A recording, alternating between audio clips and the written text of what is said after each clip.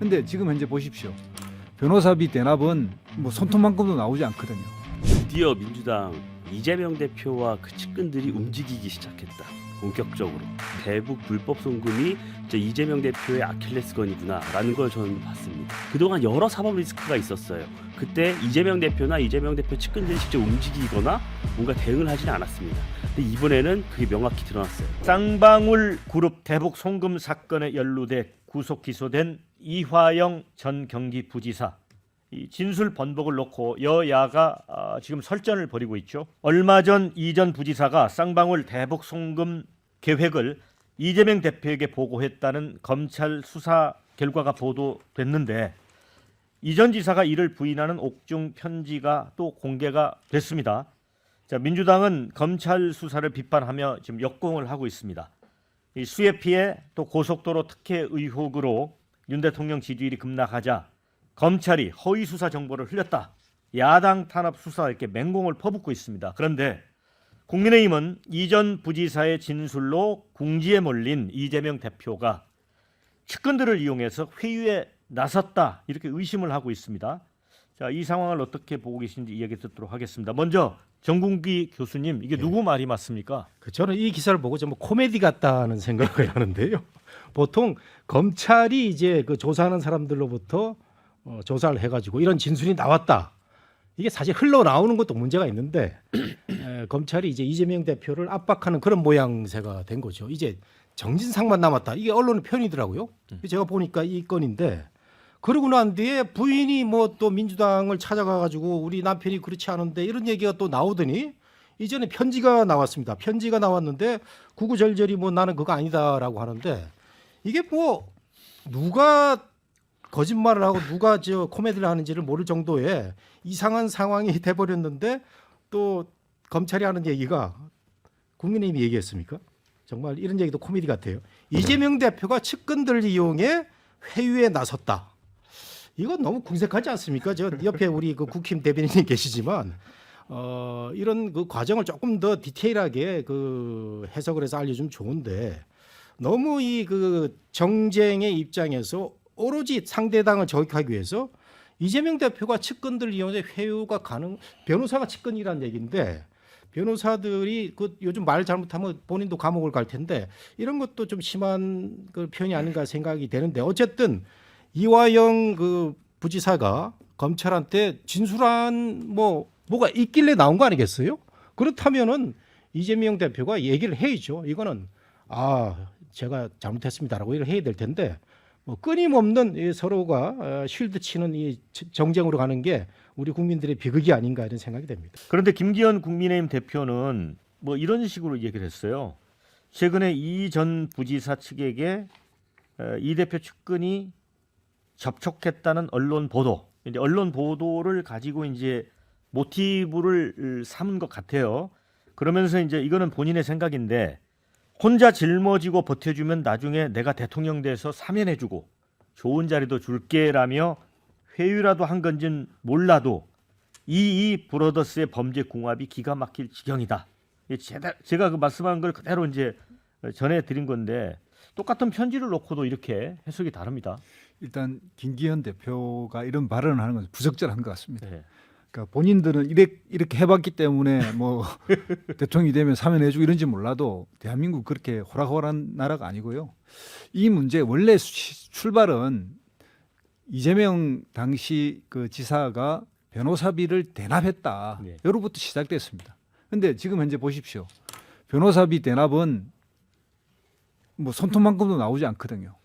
이거 완전히 이제 이게 방북, 예를 들면 북한과의 어떤 대북 사업 이쪽으로 이제 완전히 전환됐는데, 이 상태에서 지금 이제 구속돼서 재판을 받고 있는 게 이하영 당시 평화부지사고, 이 평화부지사가 재판을 받는 과정에 만약에 법정 진술로 공개된 어떤 발언이었다면 모르겠습니다만은 검찰 수사 결과를 언론에 흘린 거거든요. 그리고 그것도 정확한 사실인지 아닌지도 모르는, 그래서 이제 변심을 했고 이재명 당 대표에 대해서 이제 코너에 몰렸다, 이 기사가 갑자기 나오는데, 이 기사가 갑자기 나오는 거에 대한 정치적 배경을 생각해 보면 이렇게 지금 대통령실과 대통령과 정부 여당이 어려운 여건이니까 이런 이야기를 하겠지, 왜 이렇게 무리하게 확인도 안 된 걸 했을까 이런 이야기가 이제 나온 거고요.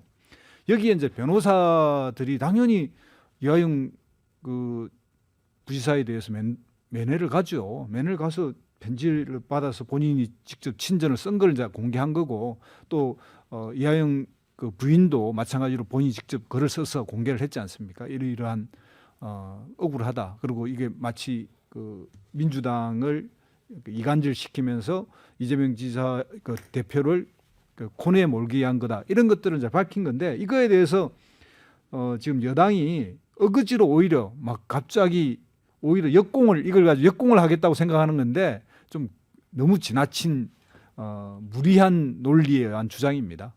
네, 이민찬 부대변인 무리하다는데요? 저는 드디어 민주당 이재명 대표와 그 측근들이 움직이기 시작했다. 본격적으로. 이 사건, 이 문제 대북 불법 송금이 이제 이재명 대표의 아킬레스건이구나라는 걸 저는 봤습니다. 왜냐하면 그동안 여러 사법 리스크가 있었어요. 그때 이재명 대표나 이재명 대표 측근들이 직접 움직이거나 뭔가 대응을 하지는 않았습니다. 근데 이번에는 그게 명확히 드러났어요. 그리고 진술을 번복한 거 정확하지 않다랬는데 진술을 번복했다는 그 부분은 변호사가 법정에서 인정을 한 부분입니다. 분명히 인정을 했기 때문에 팩트입니다. 그 이후에 이제 이화영 전 부지사의 입장문이 나오는 거예요. 근데 그 입장문조차 저는 입장이 또 재번복했다고 보진 않습니다. 왜냐하면 그 내용을 보면 이화영 전 부지사가 이재명 방북 신경 써달라고 얘기를 했다는 겁니다. 김성태한테. 어쨌든 신경 써달라는 거예요. 그럼 소위 이 사건의 쩐주인 쌍방울 김성태 회장에게 신경 써달라는 건 뭐죠? 돈을 내달라는 것밖에 의심을 할 수밖에 없는 것 아닌가요? 그래서 저는 이화영 부지사의 지금 심리 상태가 매우 불안하다고 봅니다. 왜냐하면 김성태 이 사람이 모든 걸 다 불었어요. 돈의 흐름을 좌지우지한 김성태와 쌍방울 직원들, 북한 가서 중국 가서 돈 주고 온 모든 직원들이 다 진술을 했습니다. 그 모두가 이재명 대표를 가리키고 있어요. 여기서 이재명이 알았다 몰랐다 불지 않으면 우리 이화영 부지사가 모든 걸 뒤집어 쓸 수밖에 없는 상황이 될 수도 있어요. 심리적으로 불안할 수밖에 없고 선택의 기로에 있는 겁니다. 그러니까 이재명 대표와 이재명 대표의 측근들이 움직이는 거예요. 그리고 그 이면에는 여러 이 조폭뿐만이 아니라 금전 또 치정 여러 복잡한 내면의 일들이 있습니다. 그렇기 때문에 함부로 다 얘기할 수는 없지만 우리가 이제 아무 근거 없는 정치 공세다. 검찰이 흘렸다라고만 보는 것은 너무 한 면만 보는 것이라고 하고요. 저는 만약에 정말 이재명 대표가 이 측근들을 통해서 이 이화영 부지사의 진술을 번복시킨 이걸 확인이 된다면 증거인멸 교사가 될 수도 있어요. 이 상황이 완전 새로워질 수도 있습니다. 앞으로 내일 또 이화영 부지사에 대한 판결 재판이 있거든요. 여기서 뭐 큰 변화가 있을지 없을지 두고 봐야 되겠지만 앞으로 이 재판 과정에서 새로운 여러 사실들 또 이화영 부지사의 심리적 변화가 중대한 여러 결론이 날 것이라고 생각을 합니다. 네, 박원석 의원님. 일단 내일 공판에서 어떤 얘기를 하는지가 중요할 것 같아요. 그러니까 지금 약간 진실 게임 비슷하게 한쪽에서는 진술을 번복했다. 그런데 알고 봤더니 그 번복을 또 다시 번복하는 이런 상황이 지금 나오고 빚어지고 있잖아요. 그리고 이게 단지 이제 검찰발 기사로만 알려졌으면 모르겠는데 이화영 부지사의 변호인도 그 진술 번복 사실을 부분적으로 인정했어요. 때문에 이게 뭔가 심경의 변화는 있는 것 같은데 앞서 이제 이민찬 부대변인이 얘기했듯이 좀 불안정한 측면이 있어 보여요. 이화영 부지사가. 그리고 자필 편지에 보면 뒷부분에 어쨌든 김성태한테 그 이재명 지사 방북을 좀 주선해 봐라. 비즈니스 하는 차원에서. 근데 그게 이제 돈을 내달라는 직접적인 표현은 아니었고 또 그에 대해서 이재명 지사에게 보고한 바 없다라고도 본인이 그 자필 편지에 확인을 했지만 어쨌든 방북을 한번 위해서 노력해 봐라라고 얘기한 건 또 사실이라고 인정을 했기 때문에 이게 좀 약간 모호하게 지금 이제 이화영 부지사가 얘기를 하고 있는 게 아닌가 이런 생각이 들고요. 지금 구속된 지 이제 1년 다 돼 가는데 지금도 강도 높은 수사를 받고 있기 때문에 많이 힘들 거예요.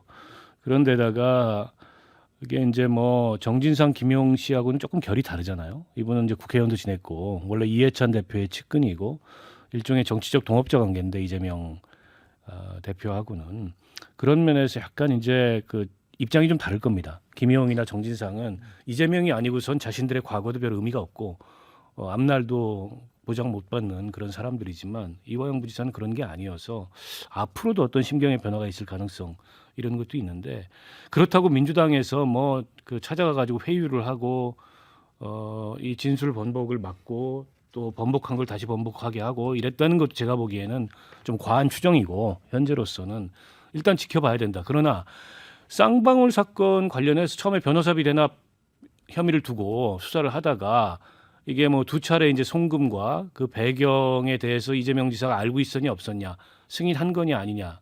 근데 이걸로 지금 그 사건이 확장이 됐는데 애초에 이거는 이재명 기소는커녕 소환하기도 좀 어려워 보였던 사건인데 네. 지금 좀 달라진 거죠 양상이.